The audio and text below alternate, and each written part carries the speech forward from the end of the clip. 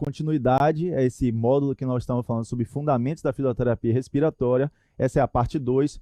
Iremos dividir essa aula didaticamente em o quê? Em mecânica pulmonar. Vamos falar algumas dicas e mostrar algumas questões para vocês. A gente já falou na aula anterior sobre o mecanismo de caixa torácica, musculatura respiratória e toda essa movimentação que vai levar até as vias de condução, a ventilação e a difusão do gás. Agora, nesse momento, a gente vai falar sobre tudo isso em relação a cálculos de mecânica. É um assunto denso, tem várias fórmulas, é bem importante que vocês tenham em mente essas fórmulas e o entendimento de como chegar até essas fórmulas. A gente vai falar aqui nessa aula bastante sobre isso, pode dar uma pausa em alguns momentos, relaxar um pouco, olhar direito para a fórmula e entender, porque o entendimento vai favorecer que você responda as questões de uma forma muito melhor. Então, quando a gente fala de mecânica pulmonar, a gente fala dessas variáveis: volume, pressão, fluxo e tempo. Dentre elas, a gente tem algumas constantes que nós chamamos de complacência e resistência. A complacência tem a ver com a elasticidade do sistema respiratório, que envolve os músculos respiratórios e também o quê? O pulmão, que é um órgão elástico que tem a capacidade de elastância que favorece, assim, o mecanismo de entrada e saída de ar dentro dele, a expansão e a exalação deste ar dentro dele.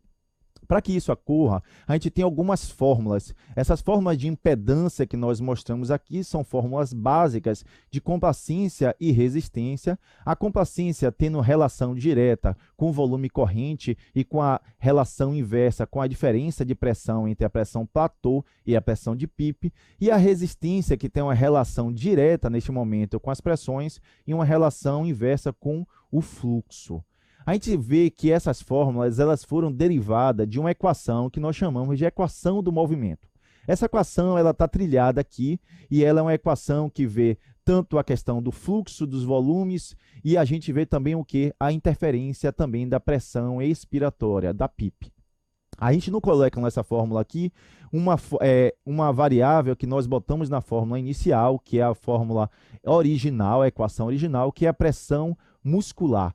Porque na ventilação mecânica controlada, essa pressão muscular ela se encontra em zero. A gente vê que alguns ventiladores mais modernos que conseguem quantificar nos modos espontâneos a pressão muscular é uma ventilação chamada de ventilação proporcional, que a gente vê nesse momento a interferência da pressão muscular. E esses ventiladores já conseguem ver quanto de esforço muscular que o paciente está executando através da equação do movimento. A gente vê que na mecânica pulmonar é bem importante a variação de pressão para que ocorra a entrada do ar. Na fase inspiratória, nós vemos aqui que está entrando o ar na condução, né, na via de condução, até chegar ao saco alveolar. Quando temos uma pausa inspiratória, nós vamos ter nesse momento a ventilação que nós chamamos de ventilação alveolar e o preenchimento desse saco alveolar. Neste momento, nós temos a pressão de platô. A diferença entre a pressão de pico e a pressão de platô vai favorecer o enchimento desse saco alveolar e depois, na fase exalatória, na expiração, esse ar é direcionado para a região de boca e a eliminação. Nós temos diversas pressões que interferem no mecanismo da mecânica pulmonar. Essas pressões são importantes, o conhecimento dela, nós vamos destrinchar algumas delas, e elas têm uma interferência entre uma e outra, consequentemente trazendo valores de pressão que nós precisaremos usar para o cálculo de mecânica respiratória. A gente fala aqui da pressão barométrica, ou pressão de ar, que está a nível da atmosfera, a pressão de boca, que nós encontramos também quando os pacientes estão em ventilação mecânica, como a pressão de PIP, que é utilizada nesses pacientes quando estão com via aérea artificial, quando um tubo ou uma traqueostomia. Nós temos a pressão brônquica, a pressão alveolar, a pressão do parênquima pulmonar, a pressão muscular, que nós falamos no slide anterior. Nós temos aqui a pressão torácica, pleural ou esofágica, que às vezes é medida através da inserção de um catéter via esofágico e, consequentemente, a gente consegue ter uma equação da pressão esofágica sendo igual à pressão pleural. Por isso que nesse mecanismo de medida de pressão esofágica nós temos uma correlação com a pressão pleural que está acontecendo dentro da pressão torácica desse paciente. E a pressão abdominal, que tem uma interferência direta no mecanismo e da mecânica do diafragma. Aqui a gente está vendo as equações das pressões, a pressão transmural ou transbrônquica, a pressão transtorácica, a pressão de fluxo brônquico, de retração pulmonar, uma das mais importantes, a pressão transpulmonar, que vamos falar no próximo slide, e a pressão transrespiratória. A pressão transpulmonar é uma equação que é muito utilizada durante o cálculo de mecânica respiratória. Ela tem a ver com a interferência entre a pressão intrapleural e a pressão de boca ou pressão de PIP. Antes de dar uma pausa aqui, eu vou fazer uma explicação através desse esquema, porque é bem importante isso para que a gente consiga calcular a PIP adequada desse paciente e conseguir ter uma ventilação mais equilibrada nesse pulmão. Nós demonstramos aqui que o pulmão da gente, os sacos alveolares, eles têm uma diferença. Ele não é totalmente homogêneo. Então, nós temos sacos alveolares com a pressão intraalveolar de mais 5, de mais 10 e mais 15. No momento que a gente ventila com a PIP de 5, a gente não consegue fazer com que a gente tenha uma resistência maior e não consiga ter uma pressão transpulmonar para ventilar esses sacos alveolares. Neste caso aqui, que a gente aumentou a PIP para 16, a gente consegue ter um equilíbrio que você vai conseguir ventilar todos esses sacos alveolares e favorecer o quê? A ventilação de todas as áreas. Neste momento também, a gente dá um alerta que esses sacos alveolares que têm uma menor pressão, ele vai ter uma hiperdistensão. E essa hiperdistensão ocorre porque o pulmão não é totalmente homogêneo. Ele é heterogêneo e durante algumas alterações patológicas, como a doença que nós já falamos, que é a síndrome do desconforto respiratório agudo, a SARA, né, que é falado, nós às vezes vamos ter alvéolos mais hiperdistendidos e alvéolos mais homogêneos, com a ventilação mais próxima da PIP que nós estamos utilizando. Essa fórmula e esse esquema é bem interessante, por isso, corriqueiramente, ela cai em algumas questões de concursos. Nós vemos aqui outro mecanismo de mecânica que é o fluxo. O fluxo ele tem uma relação direta com essa lei que nós chamamos que é a lei de Poiseuille. A lei de Poiseuille ela não tem a ver somente com fluxo de ar. Ela tem, às vezes, falando também em outros modos que nós falamos sobre fluxo de sangue. Porque ela é o quê? Ela é nada mais do que o fluxo que vai através de uma resistência, através de uma condução, de um raio. Ela tem interferência direta com o lumen do raio e com a distância que esse ar ou que esse sangue vai ser progredido, né? Que ele vai chegar até a via de condução final.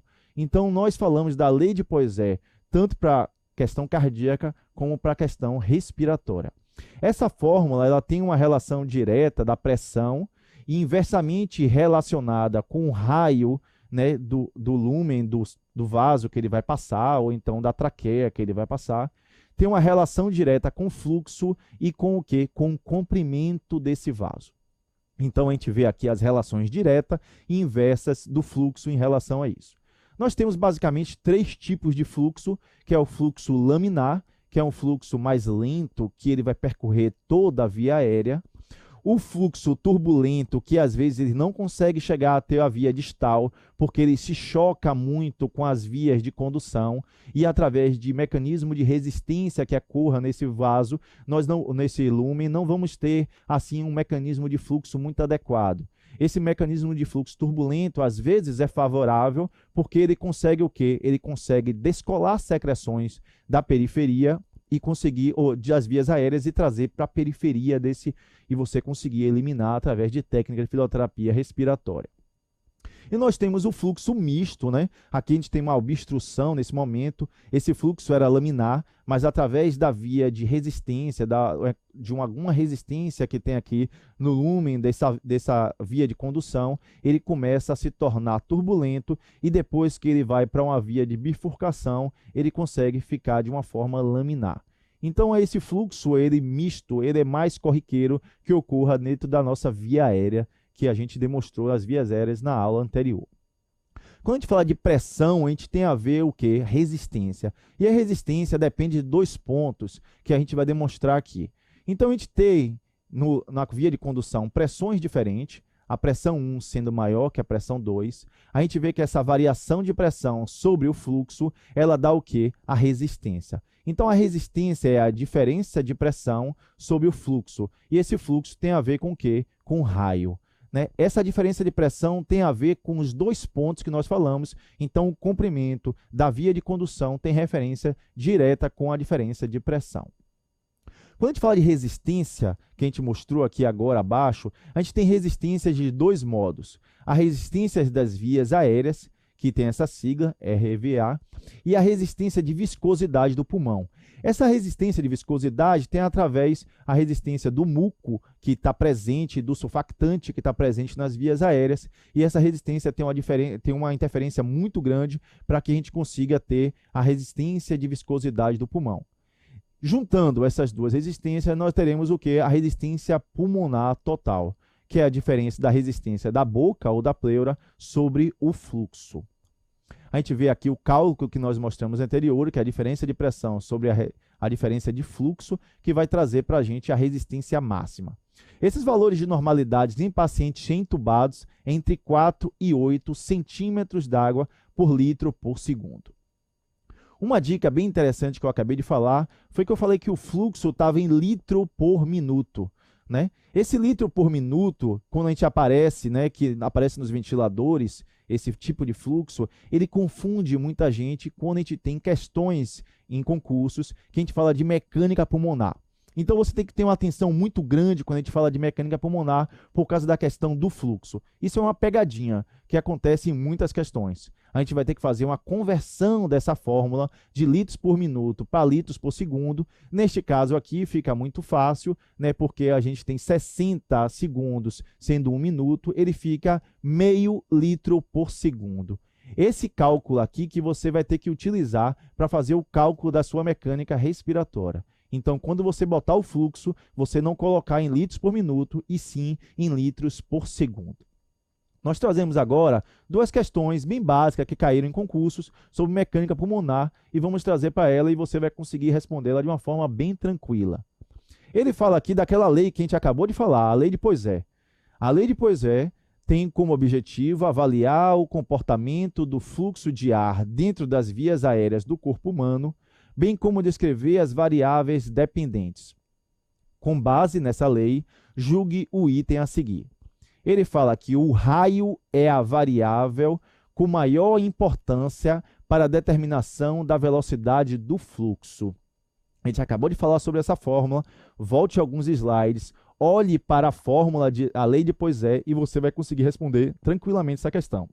Essa é uma alternativa que é correta. Ela está certa, que o raio tem uma interferência direta na determinação do quê? Da velocidade de fluxo. A próxima questão, também sobre mecânica pulmonar, a gente fala aqui, julgue o item seguinte com relação à fisiologia do sistema respiratório. Os fatores que determinam a difusão dos gases através da membrana respiratória são espessura da membrana, área da membrana, coeficiente de difusão do gás na substância da membrana e diferença de pressão entre os dois lados da membrana. A gente falou sobre alguns mecanismos disso nessa aula, sobre questões de diferença de pressão. Volte um pouco sobre o slide de pressão, que você vai conseguir distinguir essa resposta aqui. Então, ela é uma alternativa também correta. Todo esse mecanismo de coeficiente de membrana, de toda essa área de troca, porque tudo isso é área de troca, a membrana é a área de troca, é neste momento que tem um coeficiente de pressão, então tem uma diferença entre a pressão alveolar e a pressão pleural, vai favorecer sim a difusão, e entre esses dois lados aí, então está uma alternativa correta. Nós trazemos como referência para essa aula aquele livro que nós falamos no início, referência a um grande autor e a um grande expoente da fisioterapia respiratória, que foi Carlos Alberto Azeredo, que ele fez esse livro de fisioterapia respiratória moderna. Ela já tem outras edições, mas é um livro que ainda hoje é muito básico e traz para a gente fundamentos para que nossa técnica de fisioterapia respiratória seja mais coerente. Outro capítulo aqui que a gente fala foi um capítulo que eu escrevi sobre mecânica pulmonar, que saiu no Profísio, e a gente traz para vocês aí muitas dessas formas que acabamos de falar. Gostaria de agradecer e até o próximo módulo.